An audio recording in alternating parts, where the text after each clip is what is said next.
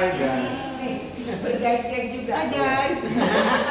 Keren nih, zaman sekarang kalau nggak berguys-guys nggak seru ya.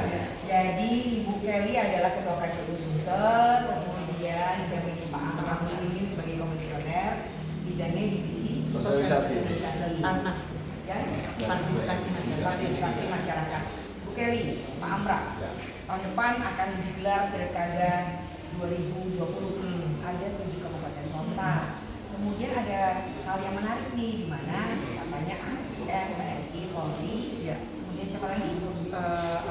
Anggota legislatif Boleh. mencalonkan tanpa harus berhenti. Nah, apa sih sebenarnya plus minus dari kebijakan tersebut? Nah, kalau plusnya itu memang harapan kami ya, kalau kami sebagai penyelenggara itu sangat mengharapkan ada calon-calon yang lebih banyak yang akan turun di dalam kontestasi politik di daerah ini. Dalam hal ini pilkada serentak di 2020. Jadi kalau rasanya nggak seru ya kalau misalnya calonnya cuma satu, dua, itu biasa. Jadi kalau maunya tuh ya paling minimum 3 pasang, bahkan lebih banyak itu lebih bagus. Jadi ini kesempatan untuk para calon-calon yang akan mencalonkan itu bisa, misalnya anggota legislatif. Jadi mereka tidak takut bahwa mereka akan berhenti setelah mencalonkan itu. Oke, kalau dari sisi sosialisasi sendiri gimana caranya? Ini sosialisasi itu kan akan dilakukan oleh teman-teman di setiap kabupaten. Tentu teman-teman punya inovasi masing-masing ya. Karena daerah punya konten lokal. Kita harapkan sosialisasi ini ada muatan lokal. Jadi di samping kita mensosialisasikan pilkada, kita juga dapat mensuplai informasi tentang budaya lokal. Budaya lokalnya apa, sehingga dapat menjadi konsumsi bagi masyarakat. Bukan hanya Sumatera Selatan, tapi Indonesia. Apalagi kita sudah menggunakan perangkat-perangkat media sosial yang dapat diakses oleh teman-teman sampai di Papua. Seperti itu ya. Kalau sekarang radar Anda berdua nih sebagai orang KPU udah terlihat belum calon-calon tersebut, dan bagaimana upaya menumbuhkannya? Ada Pak Sekretaris kan? Iya. Sebenarnya radarnya udah nangkep belum? Kalau kita sudah memetakan kira-kira ini kayaknya cuma berapa orang, ini kayaknya berapa orang, ini berapa orang yang akan mencalonkan, dan bahkan kita sudah memperkirakan ada yang akan bakal berkotak kosong kayak gitu. Nah itu bisa disebut namanya? Nggak usah. Takutnya ternyata dia diam-diam aja, ternyata ada yang mau nyalon. Gitu. Jadi dengan adanya putusan yang menyatakan bahwa misalnya ASN boleh, TNI, Polri, kemudian anggota legislatif dari setiap tingkatan boleh mencalonkan diri di kontestasi pilkada ini, nah itu kami terus terang penyelenggara sangat antusias sekali ya itu, karena tidak sia-sia kan, ini pesta demokrasi yang harus dinikmati oleh banyak orang, baik masyarakat maupun peserta pilkada itu.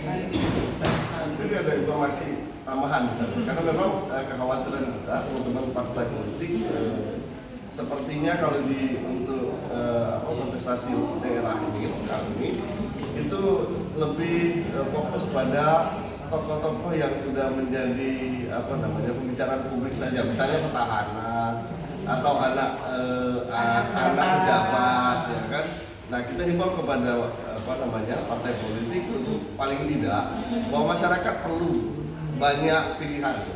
Tentu banyak tokoh masyarakat yang memang dia bukan dari dinastinya petahana atau dinasti mantan petahana di daerah tersebut, tapi sebenarnya dia punya kemampuan.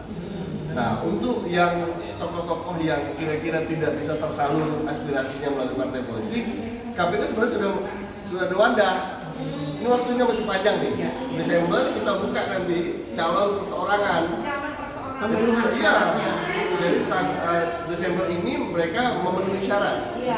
Mengumpulkan KTP dalam bentuk kumpulan KTP, sampaikan kepada KPU daerah. Untuk informasi lebih lengkap, saya kira bisa langsung ke KPU daerah untuk menanyakan itu, mumpung waktunya masih panjang. Nah, jadi kita mungkin lagi Anda ini sebagai KPU tentu mendorong orang-orang perseorangan tersebut untuk menjadi pilihan-pilihan salah satu lain ya, supaya orang juga kemudian tidak terkotak pikiran pada tinggi itu Iya, sebenarnya. dan tidak terkotak bahwa yang boleh mencalon itu hanya yang didukung oleh partai politik. Ternyata perseorangan juga bisa. Tapi kan sangatnya.